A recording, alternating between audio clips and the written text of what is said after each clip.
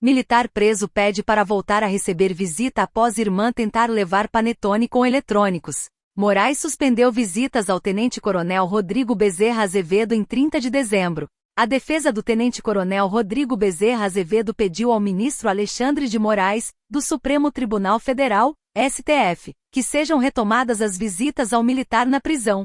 Moraes suspendeu as visitas na segunda-feira, 30, depois que a irmã do oficial tentou entrar na unidade em que ele está preso levando um panetone com eletrônicos escondidos. Dentro da embalagem havia um fone de ouvido, um cabo USB e um cartão de memória. Os equipamentos foram interceptados pelos militares do Batalhão de Polícia do Exército em Brasília. Segundo os advogados, Azevedo não sabia da tentativa da irmã. A conduta da mencionada visitante foi praticada de forma isolada e sem qualquer relação com o custodiado e demais familiares, fato que deve ser considerado para a correta análise do caso, afirmaram. É evidente que o custodiado Rodrigo Bezerra de Azevedo não teve qualquer participação, contribuição ou incentivo relacionados à conduta de sua irmã, disse a defesa. Ademais, não há elementos que indiquem que os objetos em questão seriam destinados ao uso do custodiado ou que este tivesse ciência de tal ato. Os advogados pediram para que Moraes proíba as visitas apenas da irmã do militar, mantendo a possibilidade de outros familiares irem vê-lo na prisão. Azevedo é um dos indiciados pela Polícia Federal por suspeita de participação na suposta tentativa de golpe de Estado para impedir a posse do presidente Luiz Inácio Lula da Silva, PT. Eletrônicos escondidos. Rodrigo Bezerra Azevedo está preso preventivamente no Batalhão de Polícia do Exército, em Brasília, desde 5 de dezembro. No último sábado 28, Débora Bezerra de Azevedo, irmã da militar, tentou fazer uma visita levando um panetone com os itens eletrônicos dentro da embalagem. Conforme o ofício do Comando Militar do Planalto, um alarme foi acionado quando o panetone passou pelo detector de metais.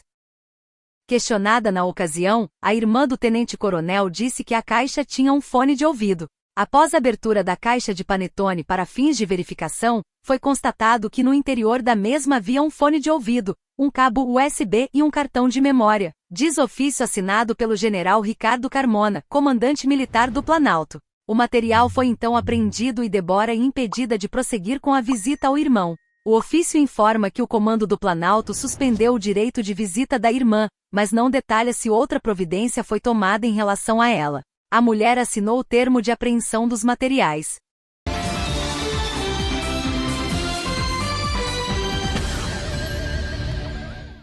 Governo Lula enfrentará cenário desafiador em 2025. Governo briga por controle do orçamento da União e teme desgaste político com a inflação. O ano acaba carregado em Brasília. E a possibilidade de o Planalto chegar em 2025 com um clima bom já está descartada. Já nos próximos meses o governo vai precisar enfrentar duas grandes crises. A primeira de confiança entre os agentes econômicos, que avaliam que o país caminha a passos largos para uma escalada inflacionária e ao descontrole fiscal. Se a desconfiança permanecer, o trajeto para a reeleição do presidente Lula, ou para a vitória do escolhido à sucessão, se tornaria cada vez mais estreito. Aos 79 anos, Lula acaba de passar por 2 cirurgias na cabeça. E a saúde do presidente contribui para a incerteza na condução do governo. A segunda crise está na disputa pelo orçamento discricionário da União. Deputados e senadores já articulam uma resposta às restrições impostas pelo Supremo Tribunal Federal às emendas parlamentares. A avaliação no Congresso é de que o Planalto estaria jogando junto com o relator do caso na Corte, ministro Flávio Dino, para frear o avanço do Legislativo no orçamento da União.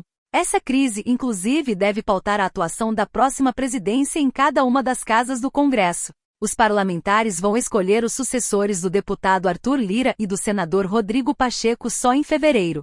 Ainda assim, a disputa já está virtualmente encerrada. Hugo Mota, do Republicanos da Paraíba, é o favorito para assumir a presidência da Câmara e Davi Alcolumbre, do União Brasil do Amapá, a do Senado. Já no Judiciário, a expectativa é de que o foco se volte para o ex-presidente Jair Bolsonaro, indiciado pela Polícia Federal em um punhado de investigações que agora estão sob escrutínio da Procuradoria-Geral da República. Até aqui, as investigações apontam que Bolsonaro era o beneficiário e o cabeça de uma organização criminosa que funcionou dentro do Palácio do Planalto durante a sua presidência.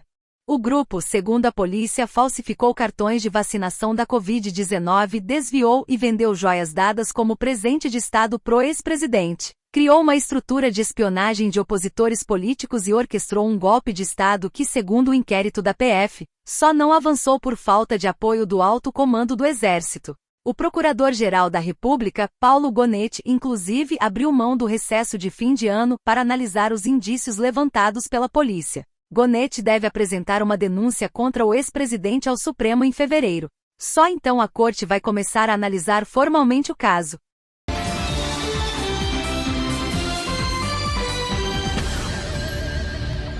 Nunes agradece Tarcísio em discurso de posse e fala em parceria umbilical. Reeleito para comandar a capital paulista até 2028, Ricardo Nunes, MDB, toma posse nesta quarta-feira.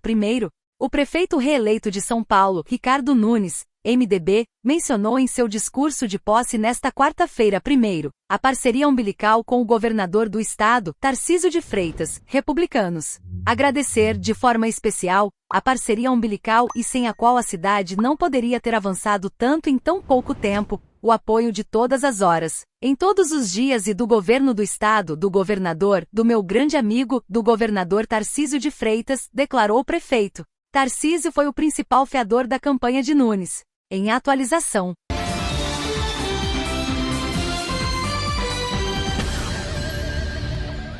Veja os principais desafios de prefeitos que tomam posse nesta quarta.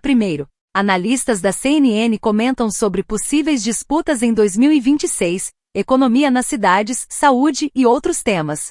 Analistas da CNN comentaram sobre os desafios dos prefeitos de algumas das principais capitais do país para o mandato que se inicia nesta quarta-feira.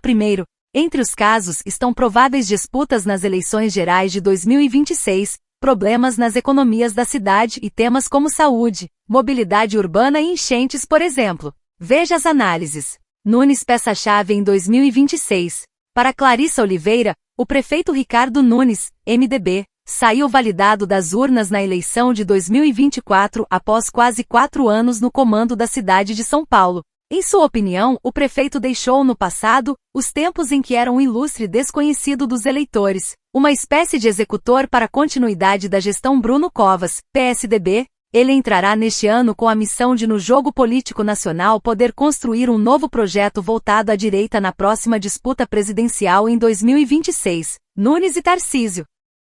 Pedro Venceslau diz que Nunes começará seu novo mandato com o apoio incondicional do governador Tarcísio de Freitas, republicanos, e entrará com uma peça-chave do projeto político dele, seja qual for. Se disputar a reeleição, como tem dito ser seu plano, Tarcísio deve contar com Nunes para articular na disputa estadual a mesma ampla coalizão partidária que garantiu sua reeleição na capital. Caso o cenário político nacional empurre o governador para uma disputa presidencial, que ele a princípio gostaria de evitar, Nunes também pode cumprir um papel importante. Nesse caso, o prefeito representaria um obstáculo em um eventual plano de Luiz Inácio Lula da Silva, PT, de colocar o MDB como parceiro preferencial em uma eventual coligação, inclusive com a prerrogativa de indicar o candidato a vice. Ano-chave para a paz. Pedro Duran diz que o prefeito do Rio, Eduardo Paes, PSD, entrará em um ano-chave em 2025. Isso aconteceria caso ele deixe a prefeitura no primeiro trimestre de 2026, para uma eventual disputa ao governo do estado.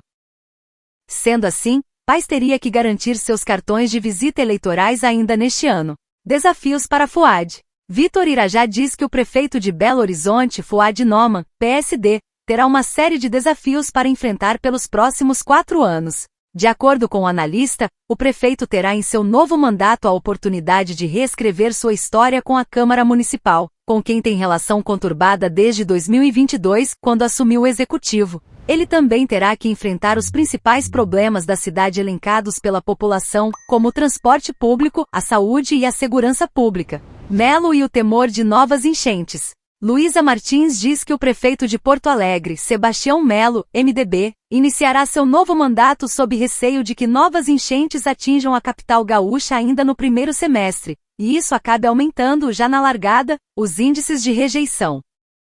Para a analista, ele corre contra o tempo para terminar obras emergenciais visando a ampliação do sistema de prevenção contra cheias, antes que as chuvas voltem à capital gaúcha. o que costuma ocorrer entre os meses de abril e maio. Em 20 de dezembro, um dia antes de Brasília se esvaziar para o recesso, Melo esteve na capital federal. Ele assinou financiamentos internacionais envolvendo projetos para drenagem urbana e melhorias em casas de bombas. Não há prazo para a conclusão dessas obras. A Belém além da COP30 para Normando. Isabel Mega diz que o prefeito eleito de Belém, Igor Normando, MDB, terá o desafio de transformar a cidade para além da Conferência das Nações Unidas sobre as Mudanças Climáticas, COP30. O evento, previsto em novembro, traz consigo a benesse de investimentos federais e estaduais para dar conta das delegações dos 195 países. Ao mesmo tempo, carrega o desafio de estar impecável a ponto de deixar um legado para Belém.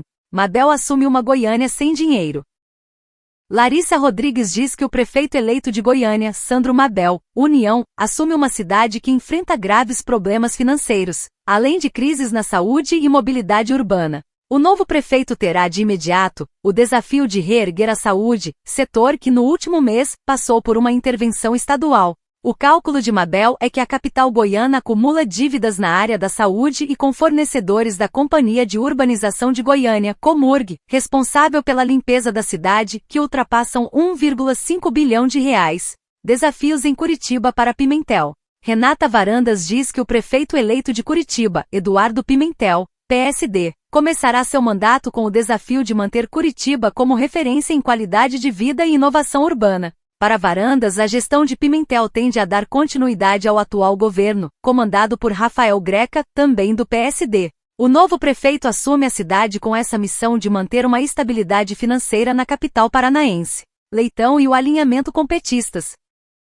Caio Junqueira diz que o prefeito eleito de Fortaleza, Evandro Leitão, PT, aposta no alinhamento com os também governos petistas estadual e federal, para superar aqueles que considera os maiores e mais imediatos desafios na capital cearense, o déficit habitacional e a limpeza urbana. A cidade ainda enfrenta outros problemas como a saúde. Leitão também terá um desafio positivo, a missão de manter Fortaleza no topo do ranking das capitais do Nordeste. Almeida sonha em ser governador. Basília Rodrigues diz que o segundo mandato do prefeito de Manaus, David Almeida, Avante, será marcado por disputas entre dois grupos políticos adversários que, ao mesmo tempo, se retroalimentam no poder do Estado. Todos os movimentos já miram 2026.